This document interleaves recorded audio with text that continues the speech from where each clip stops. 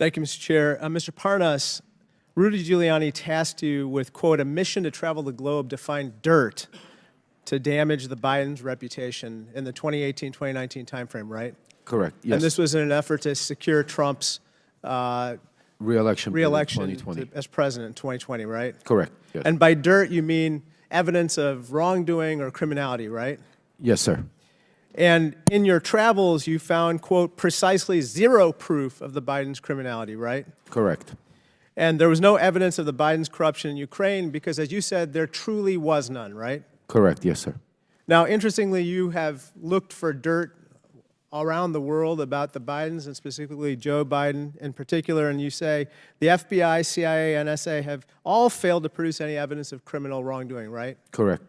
Not only that, but former Ukrainian President Petro Poroshenko stated, quote, there's not a single word of truth to these allegations about Joe Biden, right? Absolutely, yes, sir.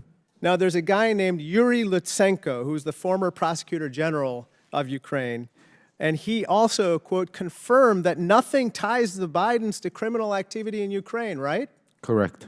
And then there's another prosecutor general named Viktor Shokin, who also said he conceded, quote, that he had no evidence that either Joe or Hunter Biden had ever interfered with Ukrainian law, right?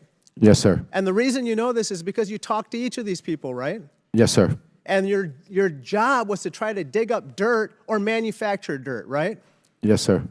And yet we have conducted months of hearings, and because there's been no evidence of wrongdoing, you've called this whole impeachment inquiry a, quote, wild goose chase, right? Yes, sir. Now, interestingly, we've heard from the other side that, quote, the real quid pro quo wasn't Donald Trump. It was Joe Biden when he tried to hold up foreign aid when he was vice president in exchange for firing the federal prosecutor in Ukraine that was investigating the corruption from his son. Now, you, again, looked for evidence to support this claim.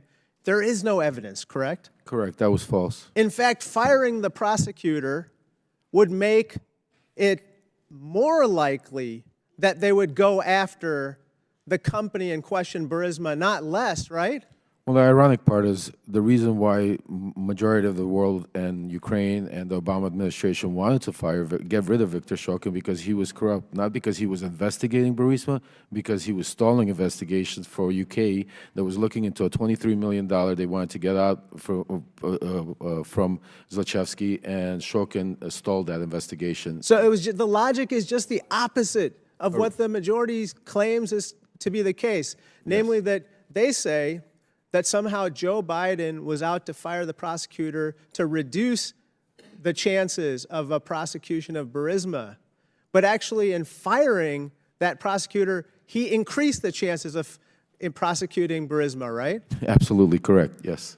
So let me just talk to you about what some of the other witnesses in this impeachment inquiry have said. Jonathan Turley, the constitutional expert the Republicans brought forward, said there's no evidence of which he was aware to support impeaching the president. You agree with that, correct? 100%. Garrett Graves, a colleague of ours, said just last week, quote, have I seen anything that is impeachable? No, I haven't. You agree with that statement as well? Yes, sir. Last year, our Republican colleague Ken Buck, who's about to retire, said that evidence of wrongdoing by President Biden, quote, doesn't exist right now. It doesn't exist now. It didn't exist then, right? That's exactly true, sir. Sir, how many times have you met Donald Trump?